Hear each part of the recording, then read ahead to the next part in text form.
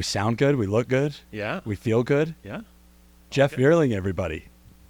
I'm super glad that you're here. I'm going to just tee it up a little bit for introduction and, I don't know, kind of shamelessly share how excited I am to be able to pick your brain. But for anybody listening, Jeff is the co-founder of Tailwind. And there's an awesome story with, how you kind of thought through the product. And it's been so fun for me to see. I had a little bit of a auxiliary insight into your business when I was working at my last job, and we were helping with some of the video production work and things like that. And I was also at the time kind of dipping my toe in endurance sports. I was running half marathons, and like this is years and years ago. But I'm so excited to be able to pick your brain because, for one, I'm an enormous fan of your product. I'm a user, I'm a customer, I believe in it. It's just a great product. I also feel like, and I'm sure we'll get to dive into some of the details, but I feel like it's been a disruptor. And maybe it's because I'm learning more, but now I see other similar products on the market. So I'm excited to learn about that.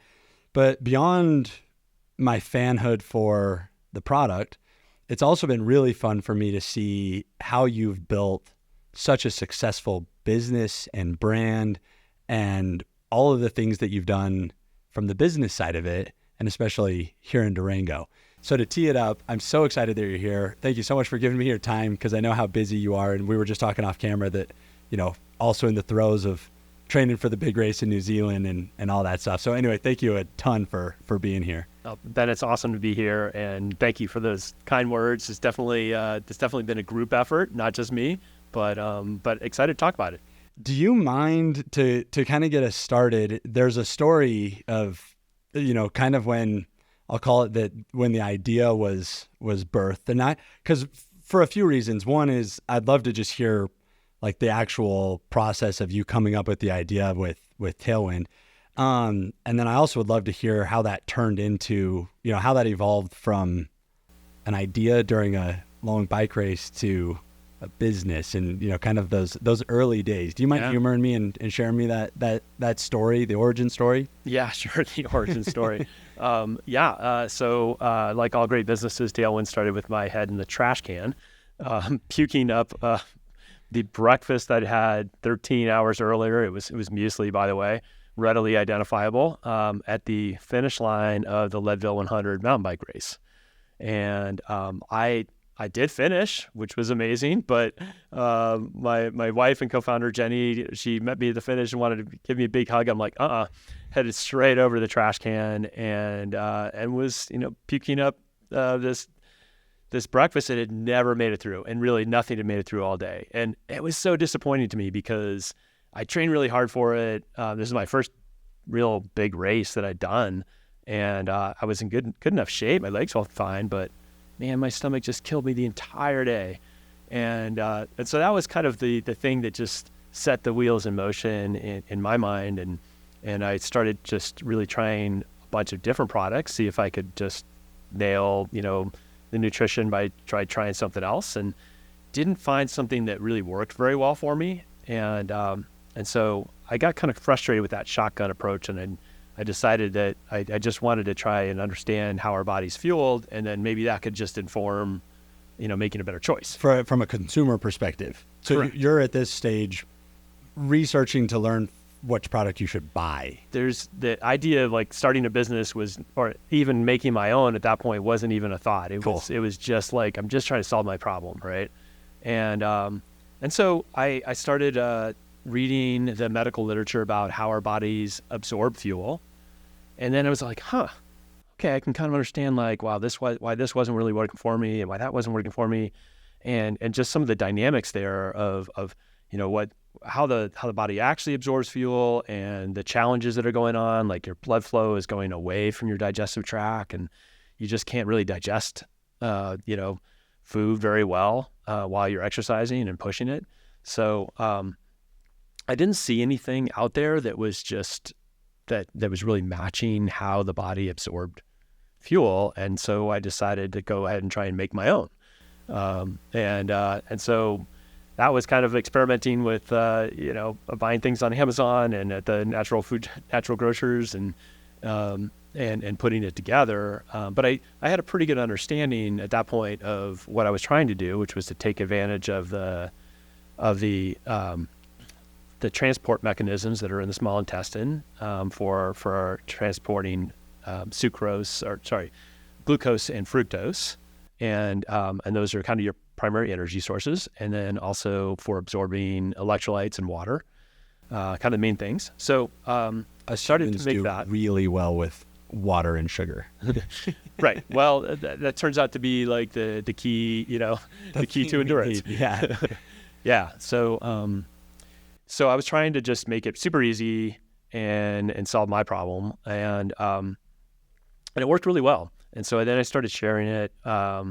Started sharing it with people that I met through Leadville, and also started sharing it with friends around the Durango area, which, as you know, is just full of athletes. Yeah. And it worked very well for me, but it also worked for them. And so I was making it on my wife's grandmother's KitchenAid in our kitchen, and meeting people in parking lots and handing off baggies of white powder.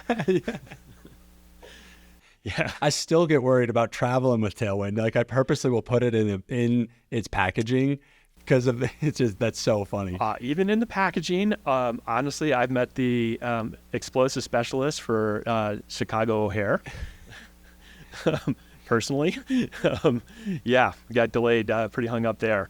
So yeah, you have to be careful with that. Yeah. Put it in your check baggage. And jokes aside, how cool though to see. And I want to dive a little bit deeper into that, but from literally meeting friends in parking lots and selling Ziploc bags full of white powder to where we are today, which it's really a household name, especially in the endurance, the ultra endurance community for sure. I mean, the growth has been incredible.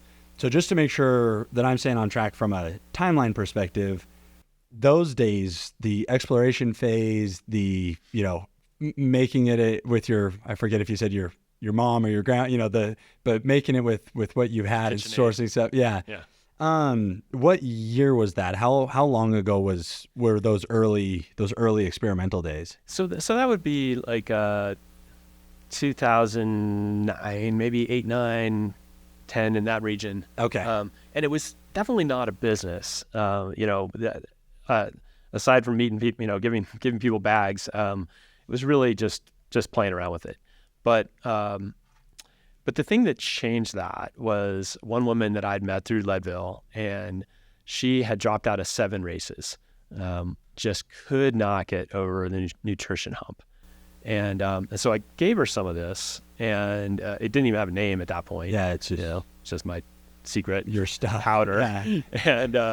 And she emailed a couple months later, and she'd finished the Shenandoah 100, and her stomach felt great all the way through it. And she broke down in tears as she was crossing the finish line, because she'd finally been able to achieve this goal that she'd been working on for the better part of a decade. Wow. And that was just really powerful. And that's when Jenny and I kind of looked at each other and said, maybe if we can help other people achieve their goals, that's something that we could maybe build a business around. And at the time, you have a full-time job? Oh yeah. You're what are you doing at the time? I mean, have you always been entrepreneurial minded, or were you, I'm kind of curious the life situation when you start to realize, okay, this can actually impact people. What did your life look like at that time? Yeah. I mean, both my wife and I were working. We had, two relatively young kids. And so life was pretty busy. Yeah. It's interesting because I look back at the things I've done, and I actually was involved in a number of startups and both for-profit and some nonprofit work also. And my background was really in software design and project management. So technical, but not anything to do with nutrition. But I never really thought of myself as an entrepreneur. And it was more just maybe like that I enjoyed starting new things, and then I didn't set out to create Tailwind and be an entrepreneur and starting this business. But that's what ended up happening. And so in a funny way, like, I don't know, it's like, it's sort of taught me that maybe that is my thing. I am more of an entrepreneur. Right. And I think the root of that for me is, I just love I love solving problems. I like thinking about problems more as opportunities than as obstacles. And so that's more of a mindset, I guess. But I think that's just goes along with being an entrepreneur. Which I love. And that mindset is is critical, to growing and building a business, seeing, problems as opportunities rather than obstacles and things like that. Because one of the things I'm curious about is, and coming from a guy that knows nothing about, I'll just call it the supplement industry, I guess, or the food and beverage, whatever category we would put it in. I would imagine that, okay, we're realizing, okay, we can help people. We've got some proof of concept is there. We've been using it. Our friends have been using it. Now our non-friends are using it, seeing the success in it. This idea is kind of, growing. It's turning into a thing.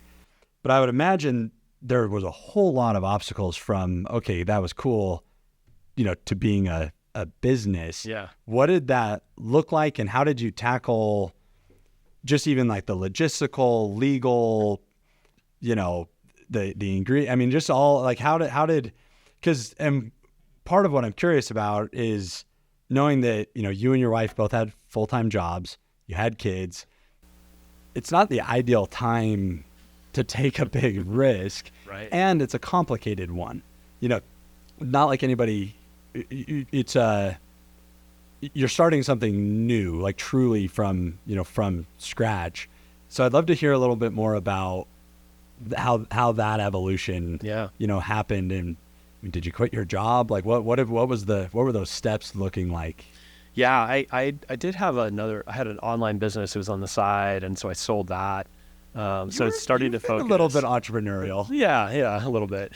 And it also turned out that Jenny had run her course with the job that she was working too. And so we kind of said like, well, let's give this thing a shot. And so we decided to do kind of a big beta test in the summer of 2012. And that's kind of, to borrow a software term, that idea of like just kind of launching something, but just to see how it goes. What's the market reception going to be like? And we had enough experience with a website to be able to set up a Shopify store and kind of, rudimentary, but it worked. And we wanted to see, if people would buy it, but then also what their experience would be with it. Did they have a positive experience? Would they buy it again? A true beta test. Yeah, true beta test. And the launch for that, and this is it's just a great Durango story. So Ed Zink at Mountain Bike Specialist invited us in to talk with his team about what we were doing, and we didn't have packaging or anything like that, but we kind of told the whole story. Here's what it is, and he's like, "Great, I'll buy $400 worth." And we're like, "Oh, all right. Well, I guess we better go find some packaging and start making this." So and then offered up us being able to sample in the store during Iron Horse. Oh, wow. And so that Iron Horse weekend was like our whole kickoff, and it was like crazy.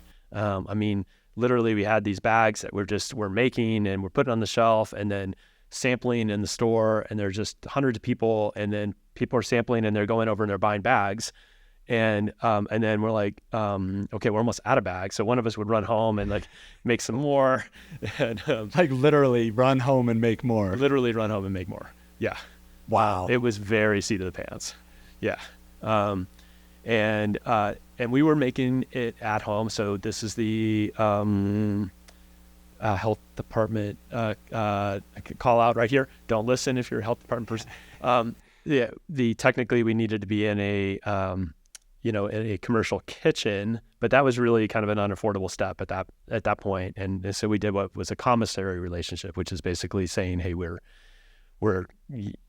sharing a commercial kitchen with another, which was a restaurant that's not around anymore, but they let us sort of do that. But in reality, we were making it at home, and it's powder. There's not really any big health risks involved with that, so not a huge deal. But yeah, there's a little bit of sometimes when you're starting things, you have to prioritize what regulations you can deal with and which ones you can't. Right. So that was a thing. And then the test went pretty well. I mean, very small scale, but the feedback was almost universally positive. Well, and a great sample group. Absolutely. So even if it is a small test, and great people at Mountain Bike Specialists and all that good stuff, but the riders of Iron Horse that's a great. Yeah. I feel like how cool must that have been for reassurance for you that these guys know what they're doing. Is my point. It's not just random people. They're putting it to a real test. Yeah. And we asked people to send us feedback. We asked them to stop by again later in the weekend after they finished the race and tell us how it went. And the feedback was really positive. And the same was true on the website and the web sales. So what is that? Talk me through the emotion. I'm envisioning this kind of like test launch weekend, and I relate so much to the excitement of like somebody's buying my thing. I remember the first sale I closed at Ascent Digital was like, I have it framed. Like it was like epic. It was so cool that this is happening now. There's a transaction occurring, but mine was one at a time and over email. It's not where you're kind of getting this excitement of the event and needing more product and all of that. I would just love to hear what was the conversation with you and Jenny like that night? What was the vibe and the emotion at the Vierling household afterwards? I mean, is it? You're taking me back for sure. Yeah, I think we were super excited. We were also like exhausted. Yeah. And I mean, really at that night we were like, oh, we got to make a bunch more for tomorrow. So we were hard. Kept working. We just kept working. I know that feeling too. But it was, it's such a charge to be able to talk to people and listen to their challenges and say like, well, hey, give this a try because this is really designed to solve your stomach issues and to just give you that energy you're going to need to get over the passes. And people were fired up about it. Like that was cool to see. Like that wasn't just me that was having those kinds of problems and challenges, but it turned out like, hey, there's a lot of people that struggle with nutrition and they just want something that'll work for them too. Right. And it just, I don't know, it felt really good that people would be willing to give that a try. And at the time, and let me preface this with that I do not want you to give don't tell me anything proprietary or I don't want you to, give me the secret. Don't give me the secret recipe or anything like that. But what I'm curious about is that there was clearly a gap in the market for specifically how Tailwind fuels. Mm-hmm. Were there pieces of that available that people would try to kind of piece together? Or I guess for my sake and really the audience's sake, what was it about Tailwind as a fuel source that made it so unique at the time? I mean, I gotta believe that people somewhat understood the same challenge that you were trying to solve.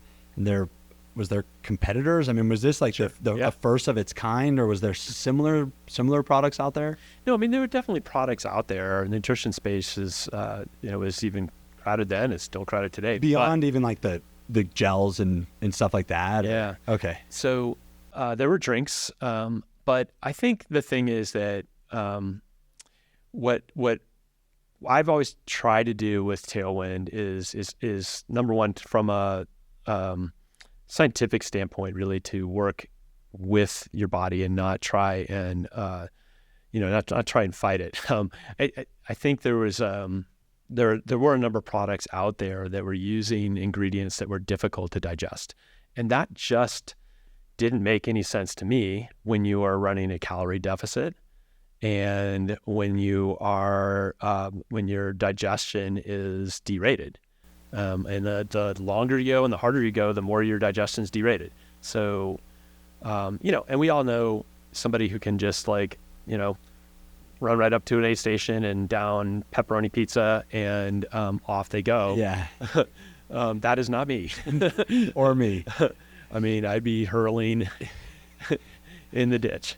So, so everybody's different, but for people that struggle with nutrition, I mean, there are products out there that really were using ingredients that just don't make sense and weren't really validated by what's needed during exercise. So, an example that for a long time people really were really thought that for endurance sports you needed to have protein and you needed to consume protein during your exercise. Well, the science has pretty much disproven that as being necessary. And in fact, what happens is that protein is very difficult to digest. It challenges your digestive system. And while you're running a calorie deficit, the body will actually just try and utilize that as energy and not as any sort of rebuilding muscle. And it's not a mode of, the hormones aren't turned on to rebuild muscle during your exercise either. So it's really kind of like wrong place, wrong time, right? For as an ingredient, and has the double effect of really challenging your digestive system. And I'm not even close to an expert. I'm trial by fire on my own end, but to make sure I understand, during an endurance event, really what you need is glucose, carbs, and electrolytes. Yeah. So glucose is a carb. It's a sugar.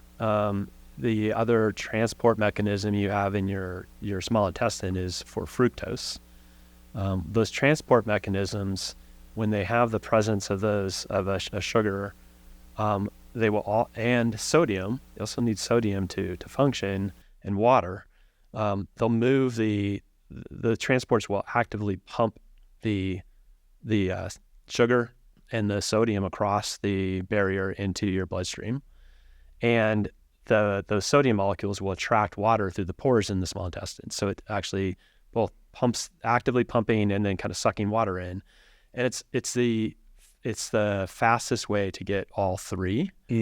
And you can actually hydrate faster that way than you could by just drinking plain water, which relies on an osmosis process. Right. So it's really, I think, super cool and elegant, how our bodies are really designed to very efficiently take up the ingredients that we need to sustain our efforts. Yeah. Right. And not just athletically, but I mean, you think about evolutionarily, if you've, you're chasing after a wildebeest or something, this is how you fuel yourself. So it's very cool. And just, but what we tried to do with Tailwind is give you exactly those elements and not require digestion to break it down and make those available. I was just going to ask, because that's why it's so easy on your gut, I would assume. Yeah, and we're talking about the endurance fuel, but yes, that was one of the really key things. The other big thing came really from my experience as racing, which is just complication. I don't know how you feel when you're out there for 6 hours and you're like, I can't remember if I took that, gel 10 minutes ago, or was that the one from last hour? It just can't, your brain kind of goes into a little bit of fog, and trying to keep track of a bunch of different elements of your fueling. Maybe maybe you have a drink, maybe you have something that you're eating, or a gel, and then separate electrolyte pills. And does anybody know how many electrolyte pills you're supposed to take? Trying to keep track of all that is stressful, and it's prone to error too. I mean, you can drop part of it, or maybe you stop feeling, your stomach doesn't feel good, so you stop for a while, and now your intake rate is way off. So another key there was to combine everything you need into one. So that's kind of where our tagline came from: all you need all day, really. And just make it super simple. You have to drink. You're going to need to drink water. So if you can drink your water and you can get your calories and you can get your electrolytes at the same time, and know that it'll work, then you can have can have a repeatable, consistent experience every time you go out. Yeah. And it's not just sort of subject to how well did you juggle, these 4 or 5 items you're trying to take in. Right. Well, so I've told you off camera, I ran Arches Ultra 2 weeks ago or something like that. And I started the race with 2 scoops of Tailwind in each bottle. And then I had gels, and then I had an extra Tailwind for later. And it was a way more technical course than I anticipated. And a consequence of that is that I didn't even think about fuel. Like, I was very paying attention to my foot placement and, right, jumping over the thing. And it just kind of evolved on me, kind of snuck up on me. And I had gels and whatever. And afterwards, my wife was helping me clean out my vest. And we're like, I didn't eat nearly enough as I should have. But I got, right off the bat, at least, 400 calories of, of good calories with Tailwind. Because I was planning on eating like 1,000 calories, and I probably ate with the 400 of Tailwind and, 2 or 3 gel. I didn't eat nearly enough. So my point is that it was cool because, like, at least I had that and it was mindless for me. Mm-hmm. Like, just running and drinking, and it, fuel happened almost inadvertently because I'm just dumb enough to make, huge mistakes when I'm not thinking about it. No, and it's not really about being dumb. Like, I think we're all like that, as much as we'd love to think like, oh, everybody should think about Tailwind all the time. The best nutrition is the one you don't even have to think about. Great point. Yeah. And really it only shows up when it doesn't work. Right. Right. Ideally it just works and you can focus on what you're there for. You can go run or bike, enjoy what you're doing and not have to worry about the nutrition. And so that was a big part of like where I was coming from in developing this. Was I wanted it to be that simple to use and that reliable that you could just forget about it, and not make it the focus of your event. Right. Right. And you mentioned something there that reminded me. I want to kind of circle back to the business side of it, but we're specifically talking about the endurance fuel. But I know that there's many other products now, from recovery and really a whole line of products now. Which brings me back to kind of this business evolution, side of it. Let's go back to those early days, the testing. We're seeing that it's working. We're making more product. We're selling it online now. What did the growth trajectory look like? And this was, I guess, so this is 11 years ago now. When read about when you're selling online for the first time. Right. 2012. So that was summer of 2012. So we're talking, 12 years ago. Yeah. Yeah.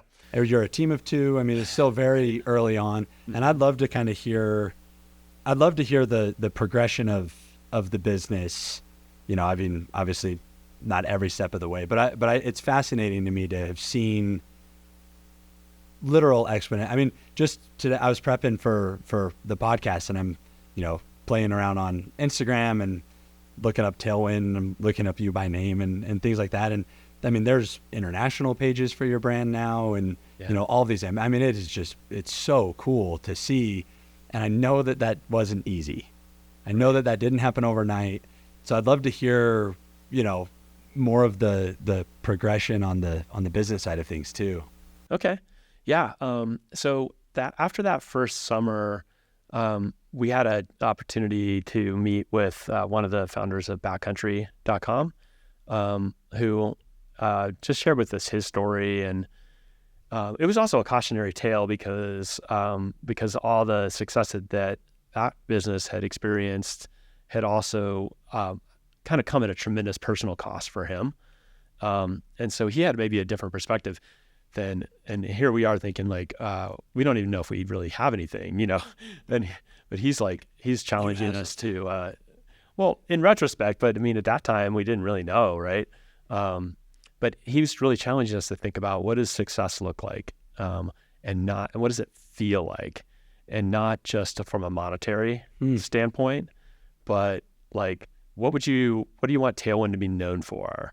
And, what do you want how do you want people to think about it? And what does it feel like to run that business? And Jenny and I are kind of like, we're hoping that we have some sales, Yeah. Hoping that it's a business. right?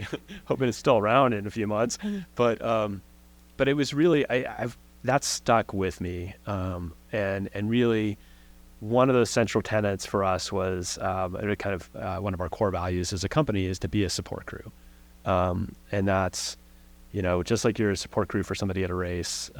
It's, hey, we're just in your corner. We're going to do everything we can to help you. And we want that. We want to be that for our customers. We also want to be that for ourselves internally, like with our team. Yeah, I love that. And so that was where that initial idea kind of came from, is thinking about, hey, if we can be that support crew and we can deliver products that work, then the business will probably work. And so it was almost like, let's focus on what we're trying to do, and then that should lead to business success, and it has, I think. So that was how unique that you had that insight early on. Yeah, and from somebody who really had been through a business growth on a scale that's like dwarfs ours. Yeah, it was really cool to have that opportunity. And sadly he's passed away, and some of those personal issues really caught up with him. And so I think it was very heartfelt and really generous of him to share that. Yeah. At the time. And it clearly resonated. Yeah. And I think that's such a powerful perspective to share, because, I'm guilty of, it's like, what are we doing? Right. Are we, what's the point? I mean, what are we trying to add value? We're trying to help businesses grow. I mean, we wrestle with that all the time, and there's so many distractions when you're trying to build a business, and you need money, you need the client, you need the set, and whatever. And I think that's such a powerful reminder of, like, what do you want it to be? What's the reason for it anyway? Focus on that. The business will work. I mean, obviously there's, those other things, but kind of, to me, I feel like that sort of solidifies the foundation. Right. Yeah. I think it's, you can't ignore the business aspects of it, but at the same time, if that's all you focus on, then you might not really achieve the goal of, like, for us, which was to help people. Right. Well, and you end up without a direction. Yeah. So, like, if you've got those fundamentals in place, where you're headed, and then you can focus on the business side of things, because you've got your North Star, so to speak. I love that. That's cool that happened. I didn't realize, I knew that you had that philosophy and some of that perspective from when we did the branding conversation, but I didn't realize that was, at the forefront of your process. Yeah. That early on. That's very so early, cool. Right. Yeah. So that was really a really good start. And then I think the other thing that, just going back to kind of solving problems or viewing problems as opportunities is, I think something I've learned in growing this is to solve the problems that are really in front of you, and not really worry about the ones that you might have or might come up, but really the ones that are in front of you. So the first thing we had to do is be able to produce enough, right? So from the KitchenAid, which took 10 minutes to make one pouch, right, that was not going to cut it. So we bought a mixer, and it was this kind of tumbling drum, and I could do about 100 pounds of product at a time. The motor was $800. So Jenny's like, well, you could do the hand crank model. We don't have the 800. Yeah. 800 is too much right now. So literally I would do like 50 cranks and like shake my arms out and do another 50 cranks. Wow. Yeah. Hand mixing. Yeah. And then kind of MacGyvered up a screen, because the ingredients would sometimes have clumps in them, and so I needed to get all those out. So I took apart a random orbit sander and attached the motor onto a homemade screen and put that over a bucket, and that's how I would dump out ingredients and sift out all the chunks and make sure it was all powder, and then it would go into the mixer and crank away. We hired a couple of our friends' kids from across the valley to come over and pack up orders and put stickers on the bags and things like that. And when we went away, we would take we'd take a little printer with us and the computer, and we would, and a bunch of product and boxes, and we'd fill orders and drop them off at the post office and do that kind of thing. So, because at this stage, you're basically fulfilling 2 orders. Like you're not back stocking it. As orders are coming in, you're filling them. Generally speaking. Yeah. And then one of the turning points was a podcast, actually, with Trail Runner Nation, and those guys are terrific. But they had Sunny Blend on, who was a dietitian, and she was in the book Born to Run, mm-hmm. right? And she had tried some of our stuff and told them about it, and then they called me up and said, like, hey, could we have you on and kind of talk through some of the science behind the product and how it worked. And I think that was downloaded 10,000 times. Oh, wow. Yeah. And is this year 1? Yeah, this is year 1. Cool. Yeah. So Scott and Don and those guys are great. So that was a huge deal for us, because, what was, 7 orders, 8 orders a day suddenly turned into like 100. Yeah. Wow. Yeah. How did you handle that? Well, I had to work on my arm strength. Lots of hand cranking. Yeah. Now maybe we could afford the electric one, maybe. Huh? Right.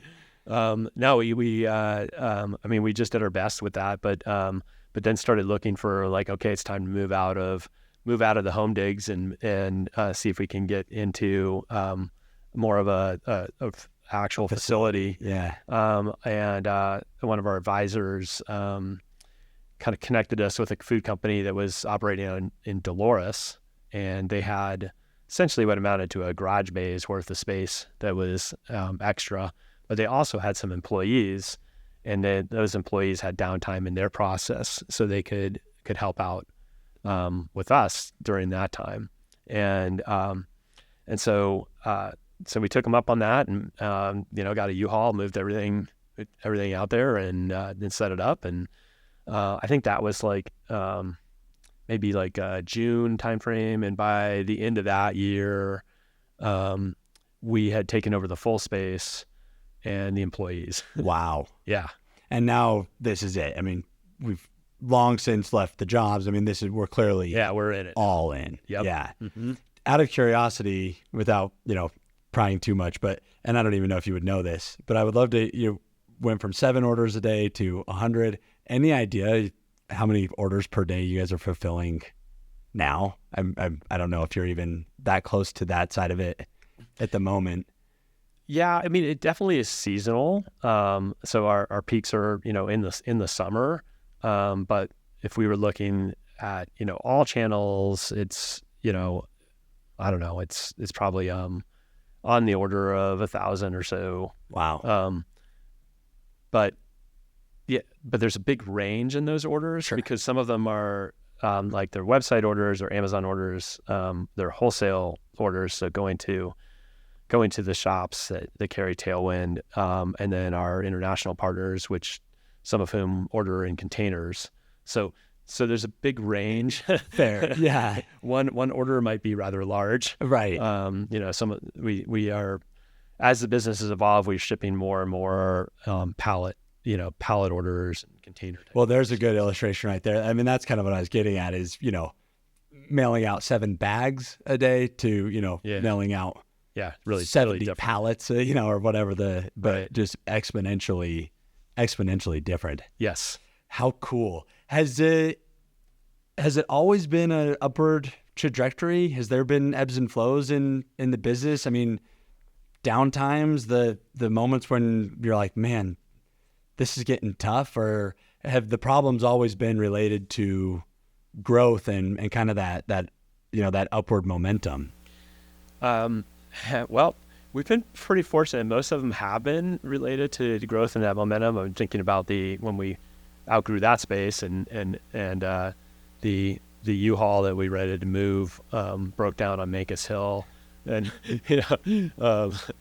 and then that had to get towed up on a flatbed, which seats and everything flying to the back, and real like there were definitely low moments and challenges. The toughest one for sure was COVID, and that was because we're a manufacturer, and if we couldn't keep producing, we were going to be out of business soon. Yeah. In a matter of months. And I think something that, kind of back to that support crew, I think something that Jenny and I also decided very early on was we wanted this business to be a community asset. And that means a number of different things, but part of it means like providing good jobs and year-round jobs. And, and here we are in a mountain town where it's kind of, it is tough to make it economically, right? Well, and especially doing what you do. Yeah. I mean, logistics in Durango are not great. The other side of the pass, there's at least a highway. Right. So many things. Yeah. Challenges here. But we have really wonderful employees, and we care about them a lot. And so that was kind of a moment of like, okay. And you probably remember, I mean, everything was changing day by day. Regulations were changing day by day. And really just trying to figure out like, okay, how do we keep everybody healthy? Because did you shut down We did not have to shut down.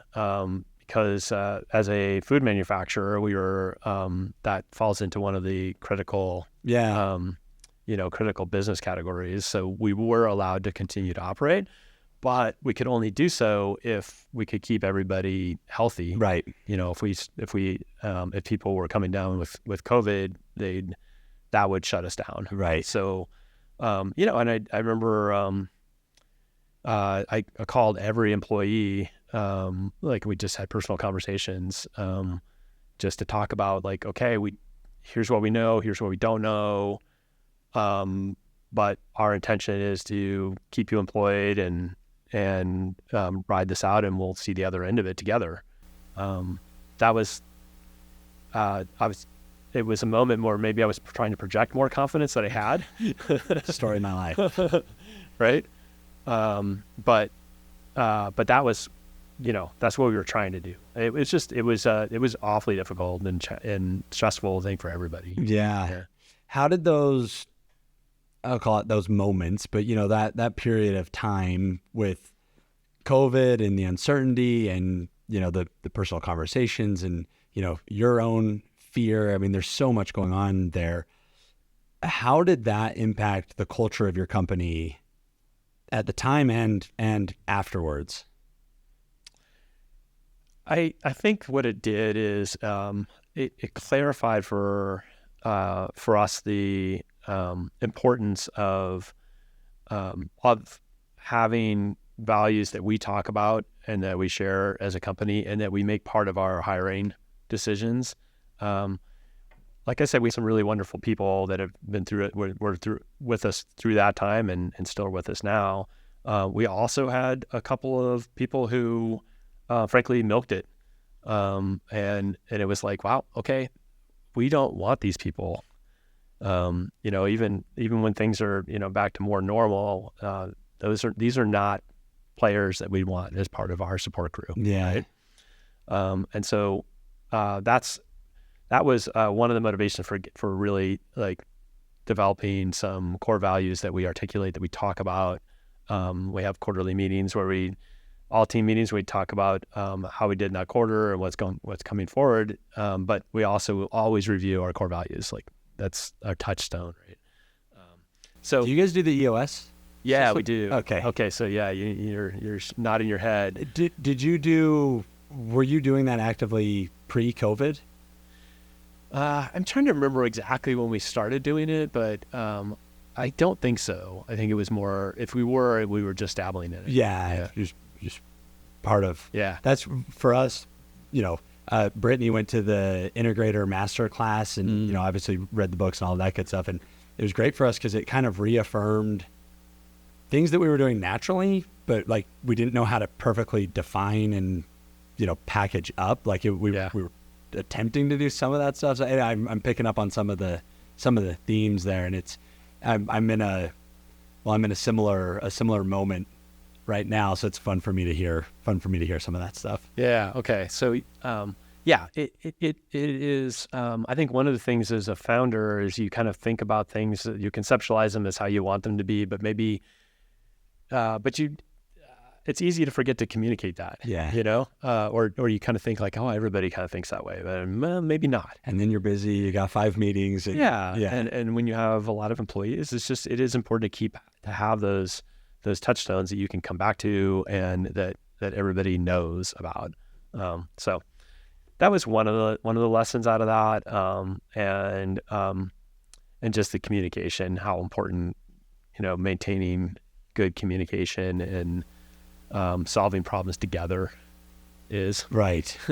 Yeah. Because as a founder, You're a support. But it can't be like, okay, just a couple of us are trying to solve problems and push solutions down. That doesn't work that way. Right. We needed to work together to figure out how we were going to make it through this. Yeah.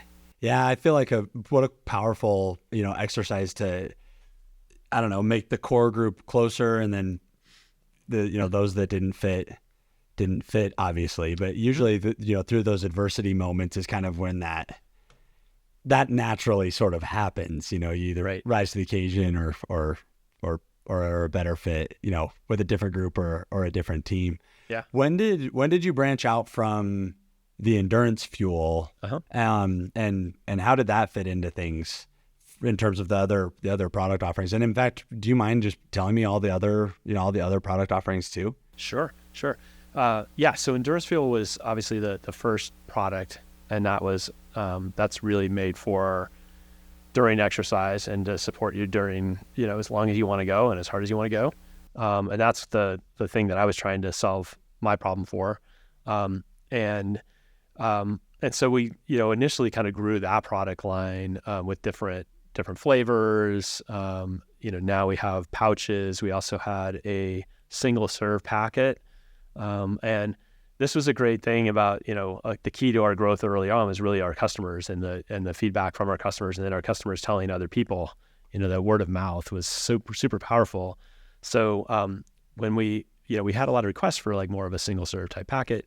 And so then we threw it out on social media, like, all right, what do you want? What do you want in that? How many calories do you want? And, do you want 100 calories? Do you want 200 calories? And it was like, boom, in an hour, we had our answer. And it was like 90% of people were said, hey, I would love to have something that's 200 calories. Yeah. Give me that.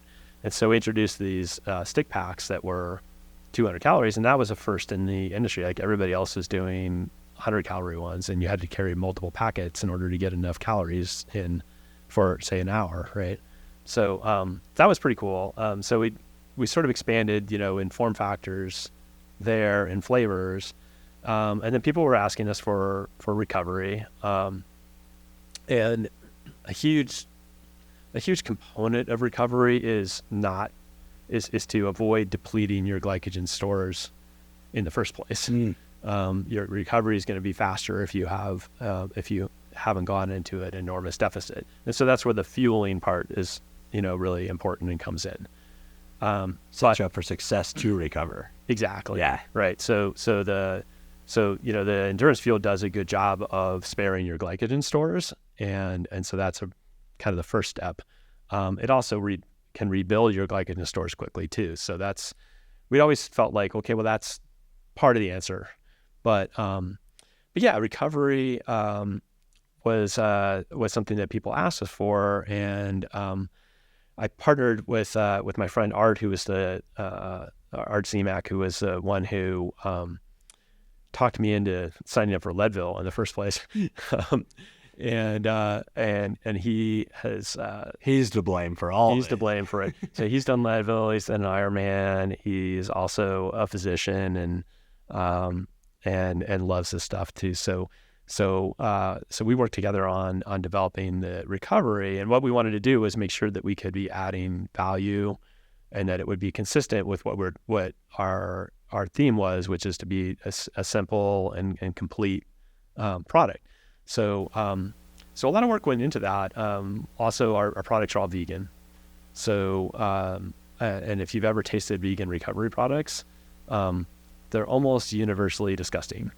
Like like you kind of wonder, did anybody taste this Right. before they put it out in the market? Like really bad. So it was a real challenge to figure out how to make something that would really taste good and would hit the 3 pillars of recovery: replenishing your glycogen stores and your energy stores. That's actually what makes you turn around quickly and what makes you start feeling better. It's also, if you ever felt like your legs are dead, right, the next day after something, what the difference that you're going to feel is coming really from replenishing your energy stores. Huh. So that's a super important part of recovery, but it was super overlooked in most of the market. Right. Most of the market was going to like hitting you over the head with lots of protein. Yeah, protein. But it turns out that you have to rebuild those glycogen stores to a sufficient level before the processes that enable rebuilding muscle will actually even turn on. And that's, you think about it, it kind of makes sense. If you're sort of starving to death, your body's priority is to replenish energy first, before it will expend energy on rebuilding muscle tissue, right? So you have to have that energy first in order to rebuild the muscle tissue. And then the muscle tissue itself is rebuilt using complete protein, which is the 9 essential amino acids that you have to eat. You can't derive them any other way. You have to actually ingest them. So we put a very complete and very efficient protein in there. It's vegan, but it contains about 3 times more complete protein per gram than a whey protein isolate. So it's a super efficient protein. And then the third piece is to rehydrate, and that's really key, because that hydration is sort of you almost always end up dehydrated at the end of exercise. So rehydrating helps your body do everything. From rebuilding muscle to absorbing energy. So hitting all those 3 things, and then the really key thing is it's gotta taste good. Yeah. Minor detail. Yeah. So part of what we were doing with the protein is using amino acids to build out this complete protein, but amino acids taste terrible. They're like super bitter. Oh, really? Yeah. And so we're like, I remember trying this out on my daughter, Sarah, who was a soccer player, and she took one sip of one of our prototypes, and she looks at me and she goes, "I'm not going to drink this, and you can't make me." Valid feedback. Yeah.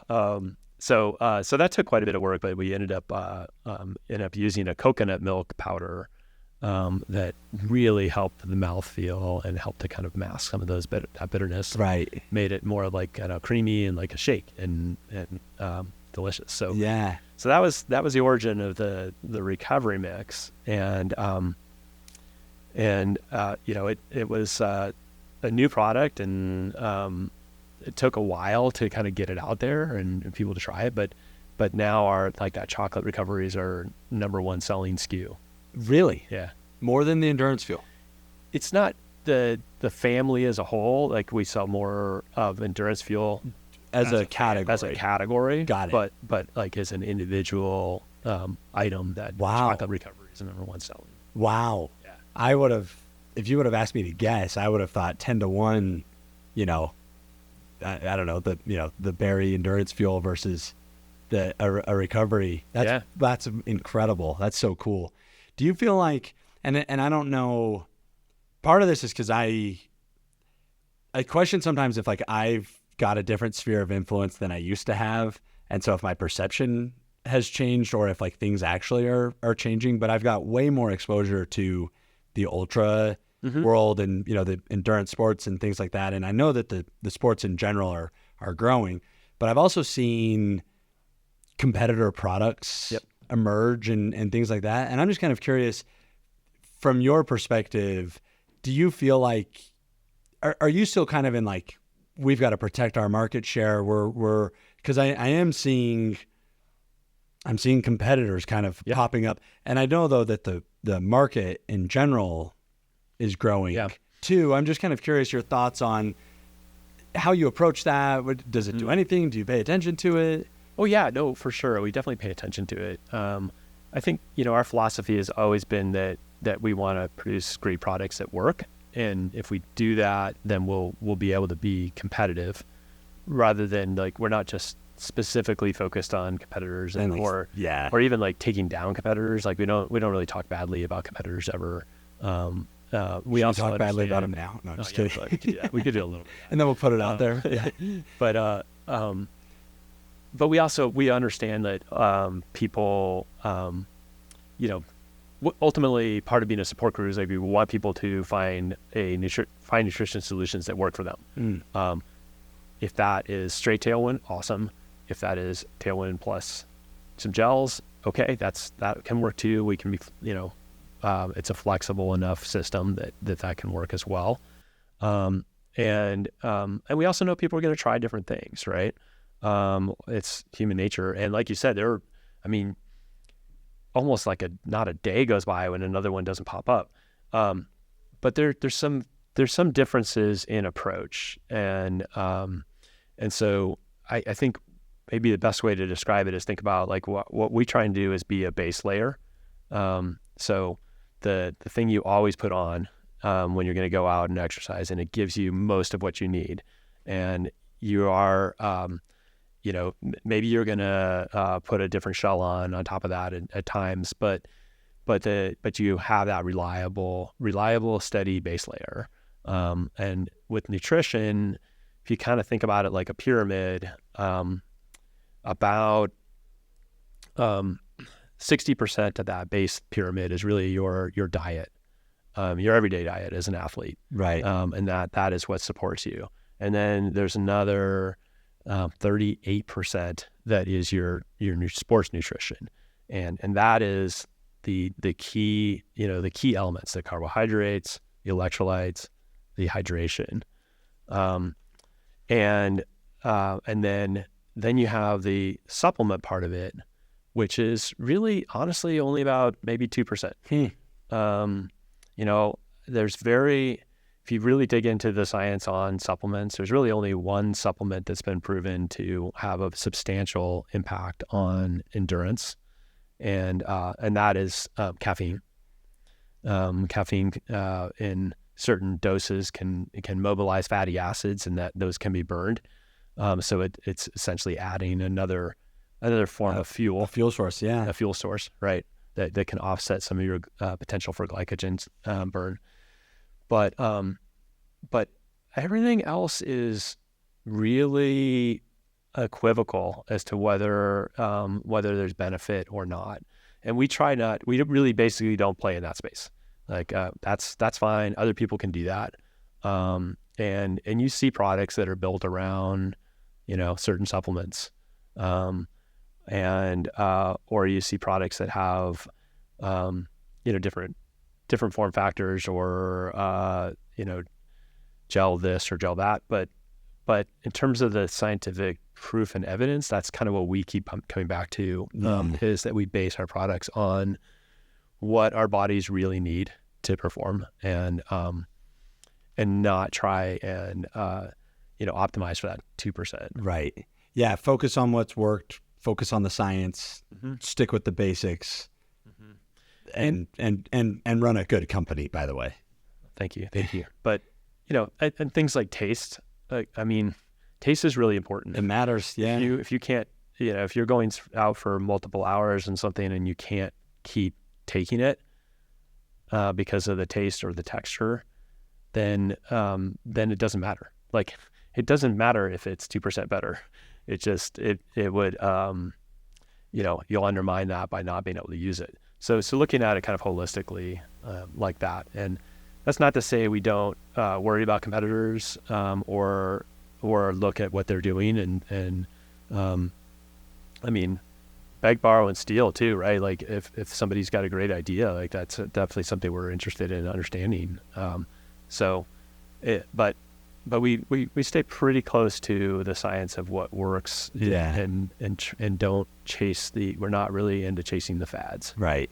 Yeah. Yeah. And it's obviously working, sticking with that, and it's so tried and true, just as you've seen even it might be a little bit of a stretch to, how you call tissues Kleenexes, but it's pretty common terminology to call it Tailwind, but by the brand and it's just cool to see that hold on it. How has it been, with the evolution of social media has gotten so big, and I know that you've got some great ambassador, and I don't know if sponsored athletes would be the right word for it, or pros that represent your brand in a pretty powerful way. I'm just kind of curious. For one, it's super cool to see, like, for a guy like me that works his butt off to be, in the dead center of the pack, right. I've got huge fandom of the elite runners and, all of that stuff. And there's a lot of people like me that are paying attention to, influencers in the sport and, the pros and the Courtney Dauwalters of the world and things like that. From a founder perspective, how has it been to kind of, I don't want to say like let go of it, but you kind of see now other people representing Tailwind in such a cool, powerful way. So I guess a two-part question. One, has that been intentional? Have you, chosen who gets to represent Tailwind and why? But then the second part to that question is what's it like as a founder to see Tailwind on, national TV and being worn by these people who have a way bigger audience than you do? Yeah. Well, it's definitely humbling because, like, you're probably better than me as an athlete. I mean, I am, like, I'm not a professional athlete by any stretch of the imagination. It never was. So I'm in awe of what our customers do, and that's true of the big names that people might recognize, but also true of a lot of people that don't. They're just out crushing. Aren't in the limelight, but they are just incredible. Yeah. Incredible fortitude, and just it's amazing what people do. And that's honestly, that is like the thing that keeps us going, is hearing those stories. They're really cool. And so I think, in the early days, and remind me, I do want to come back to like that product question, because we have another product line I didn't talk about. Yeah, sorry. But the in the early days, we that support crew ethos is like, and it partly from my own experience in Leadville, is like, man, the longer you're out there, the longer you're out there, the people at the back of the pack are actually suffering longer than the ones that are finishing. And my own Leadville experience is like my fastest times were my easiest days. Right. It's the days when you're dragging that are the hardest. So we were always focused on like everybody participating, and not just like on the podium finishers. And part of that was because we didn't have any, we were a small brand, and we didn't have money or much to offer for sponsored athletes, right? So we deliberately didn't even go after that at all. Yeah. And then over time, it just, people came to us, and so one of them, you talked about Courtney Dauwalter, and she was introduced to Tailwind through her friend Maggie Cotero, who works for us now and is our athlete manager. You have a whole athlete manager. I know, right? So yeah, and she's a tremendous athlete herself, and so she really gets it, and she knows how to talk with athletes and understand kind of where they're coming from. So anyway, Tailwind worked really well for Courtney, and so we started working with her about 7 years ago, and that's blossomed into a whole product line, the watermelon that we did. It's a watermelon lime. We did a flavor with her last year, and that's coming back, by the way. Just so everyone knows, shameless plug. I was telling Jeff before we even started recording, I stumbled into that flavor. I bought it inadvertently, and then I've been looking for it ever since. I didn't realize that it was so I'm so excited it's coming back, and that's like a sincere, it's delicious. It's one of our shameless plug. We have to, yeah. So it was her favorite flavor, and we made it work, and it was like, we sold out of it faster than we expected last year, and so we're excited to be bringing it back, and that's it's really fun to work with athletes, and she's a really good example of one who really just embodies the brand that that how we want people to perceive it. Somebody who's she's out there like cheering on the last finisher as much as she's competing with the people at the top. Yeah. And she's got a smile on her face and just a kind word for everybody, and just exudes the joy of doing what she's doing. And that's so it's so we on are for so we are deliberate about who we work with. We're not really into people who are just looking for short-term sponsorship until they move on to the next brand the next year, because that's not really very authentic. We're really interested in people who are who actually use our products and like them because it helps them do what they're doing. And then when they talk about it, it's authentic. We don't have to ask them to say something that isn't true or exaggerate how they use it. So Courtney's a pretty good example, and and it also like that base layer. She Tailwind is the core of her nutrition. She gets most of her calories that way, and she also uses other products to round it out. So, and she's authentic in communicating that, right? Yeah, and that's perfectly fine. Authenticity is key across the board. Yeah, it's what we talked about when we did the presentation together. Right. Yeah. It is. I mean, because people, we all know people that are just like mercenaries, right? Right. And it's so obvious. It is. Anyway, we don't have to go down that path, but it's so right. And I love the intentional about who you're working with and the authenticity and making sure that people are representing the brand well, because that's one of the things. I come from a marketing background, and one of the things I've admired so much about the Tailwind business has been the brand equity and the authenticity behind the brand. And I mean, even when you rebranded or did a brand refresh, it was seamless. I mean, I've observed all of these, just the importance of the brand that you're building, and obviously I'm learning today a lot more about the actual business side of it. The brand side of it's what I've had exposure without talking to you. Obviously, I get to have exposure to the brand side of it. One of the things with Ascent Digital that I love is when I'll see on social media my team at a project and they're representing our brand well, and taking initiative to post it on social media themselves and share it. I mean, it might be my most favorite thing for a few reasons. One is I get to see things happening without me, which I love. And then I also know that means there's multiple things happening at the same time in my business, which is also a point of pride for me. But it's also cool because it's you're seeing it become its own thing. I don't know how to explain it better than that, but it's it's not me anymore. It's its own. So I'd love to hear how that feels for you, when you're watching it's on TV or these huge. What is the emotion like for you when you're kind of getting to sit back and see this brand that you've built all over the place? Yeah, I think it definitely is. I sometimes just sort of shake my head, right? Is it? I can't believe it. And there's a sense of just I'm just grateful that I always kind of feel like I'm grateful that people have given it a chance and that it's working, and that they're willing to share that. And so gratitude's the primary emotion when you're seeing.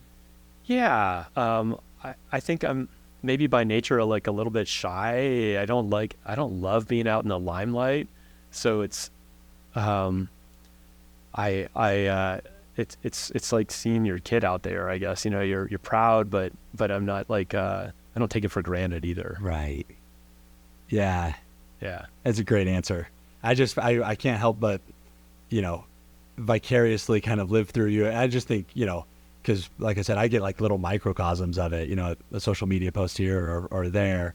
and you've got this huge scale. It's got to be so cool to see it all. But it's cool to hear your perspective on it too. I think I also see, I see all the work that went into it going there, and this is where, so I guess it's not all me. Like I know how much work went into it from our team standpoint, whether that's the marketing team or the production team, the R&D, athlete manager. Yeah. So there's a lot that goes into those moments, and a big lead up to them. Yeah. So the work, not necessarily in like the brand growth evolution, but like the work that went into getting, that moment. Yeah. And so that's probably the part that is most satisfying, because there's a whole team of people working well together and pulling off great things. Exactly. Yeah. How cool. I didn't want to forget the other product line.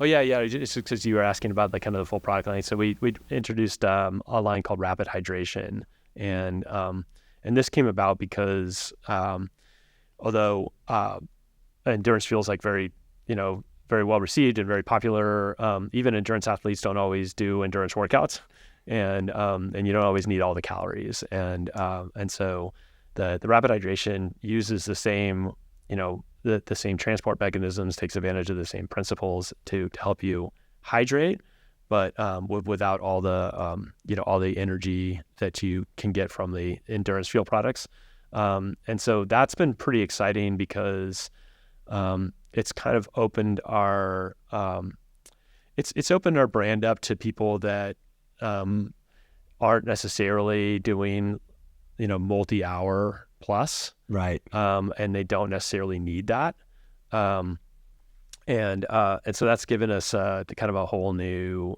set of people to talk to, and that we can they're still out there, they're still working hard, and we can still help them, but it's not it's not like strictly endurance. Yeah, it's awesome. Yeah. What's next? What goals do you have? What's on the horizon? What is the next chapter going to look like? So at the in 2022 and kind of bleeding into 2023, we built out a new production facility in Durango. That was a huge deal for us to be able to stay here, and to continue making our own products and then distribute them worldwide. And that's enabled us to keep growing. I mean, we were really kind of at a point where we couldn't keep growing. We couldn't introduce new products. So there's a lot on tap for new products just this year. It's very ambitious. So it'll be exciting to see everything kind of come out and roll out this year. But also, there's been growth in the kind of distribution and the kinds of places that we're being carried. Still really like near and dear to our hearts and core are the run and the bike and outdoor shops. And then we've also seen like REIs picked up our whole, a number of our SKUs and is being carried in all their stores now.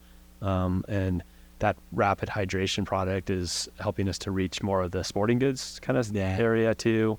So we've been we're starting to work with Shields, which is kind of a big sporting goods type retailer, and so it's exciting to see that we can potentially reach more people that way. But also some things that have been happening. Some of the special operations teams have been using Tailwind, and that part of our business is growing as we're able to serve our men and women in the military. Wow, and that's really really gratifying. And then I can't really talk about this, but there might be some extra planetary applications as well that are coming. Perfect. We'll have you back on after that. But no, that's amazing.